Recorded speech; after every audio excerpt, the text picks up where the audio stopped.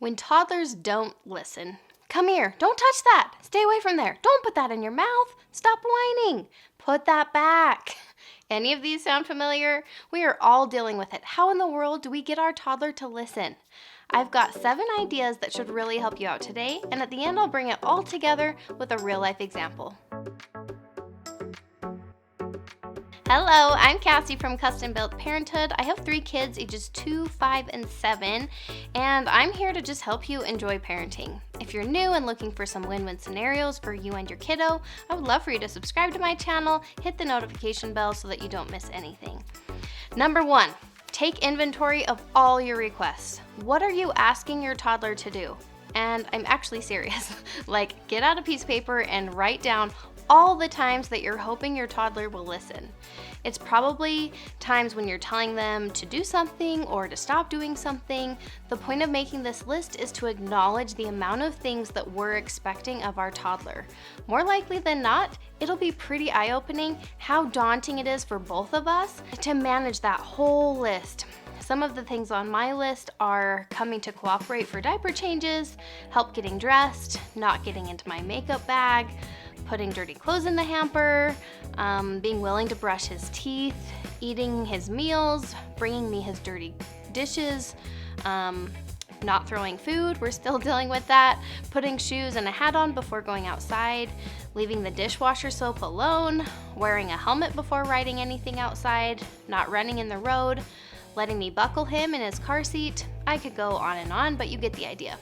If your list is like mine, we probably realize that it's way too full. So number 2 means it's time to narrow it down. We need to identify which few key things we want to work on right now with our toddler. They can't learn everything all at once, and we only have so much bandwidth. There are only so many things we want to be expecting them to do and expecting ourselves to teach and follow through on, because it's a lot of work. It's the classic advice of picking your battles. When you pick battles with your toddler all day long, we all tend to get burnt out, and our toddler may start tuning everything we say out. So it's the same idea we talked about a few months ago, realizing that saying no to our toddler becomes less effective when we say it too often. So we really want to be intentional about the number of requests or demands or teaching moments, confrontations, whatever word you want to use. I know, believe me, I know that we want them to learn everything right now, but it's wiser to save our time and energy for the things that matter most right now. Trying to focus and fight every single problem just spreads us too thin and is really overwhelming for everybody. Narrowing the list really will make it more likely for your toddler to listen.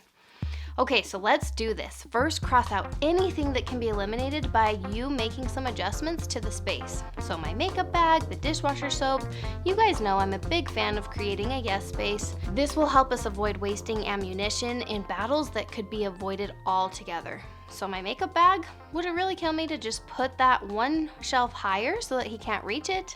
What about the childproof lock on the cabinet with the soap? Next, let's cross out anything that shouldn't be on the list because it's not for us to control. This one's a little trickier, but the research backs me up. Forcing our toddler to eat, trying to control which clothes or shoes they wear, forcing them to give hugs, forcing them to stop crying. These types of things don't have any place on the list. We need to be respectful of their choices, especially when it comes to their bodies and their emotions. Next comes probably the hardest part. Pick anywhere from 1 to 5 items that you want to really work on right now.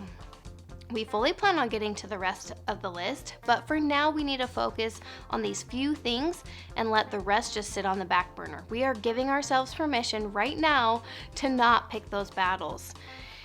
And I do just have to give one little point of encouragement. Being a parent of older kids, there are so many things that toddlers simply just grow out of. No teaching required. So a lot of things become a matter of just learning to live with it during the toddler stage and just being okay for nature to run its course. I assure you, your child will not be throwing their toys into the toilet forever. So now, with your most important things picked out, we are gearing up for battle. First thing it's gonna take for us to win is to be in the right mindset. So that's number 3. We need to redefine winning. You might think that winning means your toddler did what you asked, but how many parents lose when this is the definition of winning? I do, every single day. Can we just decide together to change our definition of winning? From now on, let's just say that winning means that I stayed calm and I followed through with my plan. We're going to make that plan in just a minute. So we want to define our success based on our own efforts, not on our toddler's efforts. Why? Because we actually have control over our efforts. We do not have control over our kids. They're allowed to live their life, make their own choices, learn their own lessons. So on top of redefining success, let's also make sure that we keep expectations of our kid in check. So I'm just gonna say it, we can't expect fast or even stable progress, and we certainly can't expect perfection. So your toddler has so much to learn and they're experiencing so much development, it's pretty tough. We really do owe it to our toddler to be as patient and as loving as we possibly can. So we've picked the most important things, we've adjusted our expectations. Now we're on to number 4, which is don't ask until you're ready to follow through. Asking without follow through is practically pointless. Did you know we can actually train our kids not to listen? We might think that it's just the way that things are. Kids just never listen. Totally not true, okay? We train them not to listen by asking them to do something without any follow through. This is why some parents feel that yelling is the only way to get their kids to do anything. It's only effective because that's the time when something's happening. Nothing happened those first times that mom told me to come here, but finally on the 6th, she's yelling and coming towards me, so I'm gonna kick it into gear. So you and me, we're gonna be smart enough to avoid this trap, right? We are just gonna keep our mouth shut until we are ready to give our toddler our undivided attention the moment that we ask them to do something. So we're ready for number 5, which is to give choices whenever possible. Giving your toddler choices helps them to feel in control and encourages them to take ownership over their decisions. So the choice can be about who does it. So it's time for jammies. Do you want to pick or should I? Or we're all done vacuuming. Do you want to turn it off or should I? Or the choice can be about time. It's almost time for bed. Want to brush your teeth now or in 2 minutes? You gotta realize it is really hard on toddlers to be bossed around and expected to do things on our agenda all day long. But a lot of times it just is what it is, right? We are the grown-up here. So the more control we can give back to them, the more likely they will be to listen and cooperate. And it just feels a lot more kind and respectful, don't you think? Instead of a demand, get your shoes on, instead you're saying, do you wanna get your shoes on or would you like me to do it? Okay, it's getting good. The last thing we need to do before the moment of truth, which is figuring out if they're gonna listen or not, is to make sure that your toddler hears you and knows what you're asking. You might think this is kind of dumb, but do you realize that when we say that we want our toddler to listen, that implies them hearing and doing what we're saying? Well, guess what? Those are 2 very different things. There's hearing and then there's doing. We obviously want this doing part, so this step is to make sure that the hearing part is actually happening. Our toddler's never going to do what we ask if they didn't even hear it. So a lot of this should be avoided because we're waiting to ask until we're ready to enforce. So hopefully this translates to us coming up to our toddler, getting down on their level, and just being face to face to them when we're asking them to do something. But even then, once you ask, seek confirmation that they heard you. So I need you to hold still for your diaper change, okay? Then just wait for confirmation from your toddler. In a perfect world, they would say, okay, mom. So I can probably count on my one hand the number of times that my kids have responded to me that way. I mean, it's probably a little more, but it doesn't happen often. But even a fuss or a whine or a scream is probably confirmation that they heard you. But if there's total silence when you ask them to do something, it's possible they didn't hear you, so you'll want to try asking again. Okay, so we've decided that it's worth asking our toddler to do this thing. We've shifted our mindset. We've waited to ask until we're ready to enforce. We've given them a choice. We've asked confirmation that they heard us. And now comes number 7, which is the follow through. So when you follow through with your toddler, it actually shows them that you care that they listen. So there should be some follow through no matter what your toddler chooses. So if they listened, give them a pat on the back. Thank you, great listening. If they don't listen, it's consequence time. So consequences with my toddler usually look like me doing it for him, so putting shoes on, brushing his teeth, putting something away, those types of things, or removing him from the situation. So hitting, running into the road, messing with something that he shouldn't. You guys know I don't do timeouts. He and I just go somewhere away from that problem area. There's no lectures, just a very natural teaching opportunity that he's never allowed to get into that one thing, or to go into that road, or to hit that sibling, or whatever is off limits. Let's run through a scenario really quick, because we all know how tricky it can feel in the moment, especially if we're giving our toddler a choice, because it's kind of a wild card what they're gonna say.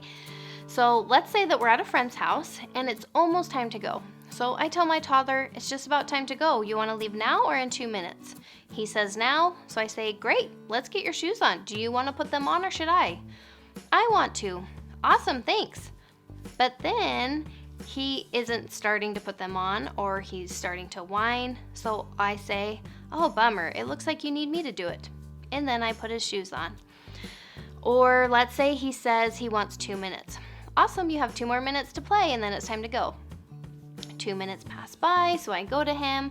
It's been 2 minutes, it's time to go. Do you want to put your shoes on or should I? I don't want to put my shoes on, I want to keep playing. That's okay, I can help you. Then I put his shoes on. So this consistent follow through sends a very clear message that kicking, screaming, whining, none of it matters. Shoes are going on. Even if this takes 20 times before they catch on that this is what's happening every single time and the light bulb goes off, like, oh, mom tells me to put my shoes on, I better do it because I know she's gonna do it, so I might as well try.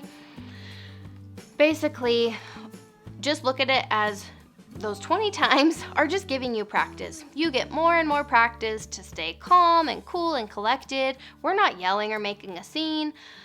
Both of these scenarios are absolute victories for me because I stayed calm and followed through just as I had planned. Oh, but Cassie, you forgot something. Shoes wasn't even on my list. So what do I do in all those daily scenarios that aren't on my list, but I need to be telling my toddler what to do? Ready for the answer?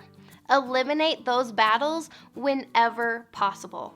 If your toddler usually has a crisis over getting his shoes on after a play date, and that's not a battle that you prioritized, pack up the shoes into your bag before you even tell them it's time to go.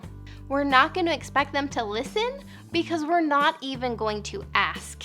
Of course, we're going to keep changing their diaper, getting them dressed, or buckling them into their car seat. Remember, those were all things on my list that I was trying to get him to listen when I'm asking him to cooperate or something.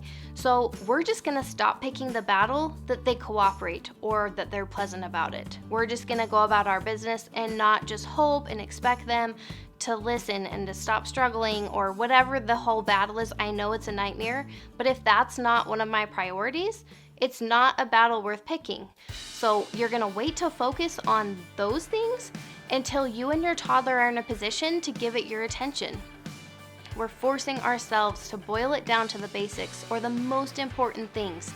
We don't wanna be cashing in all of our chips on all these little things. We wanna be smart and save those up for the key moments in the day when that's our focus. So that's when we'll be able to create change. That is when our toddler will listen to us. Give this video a thumbs up, keep loving on that cute little toddler of yours, and we'll see you next time.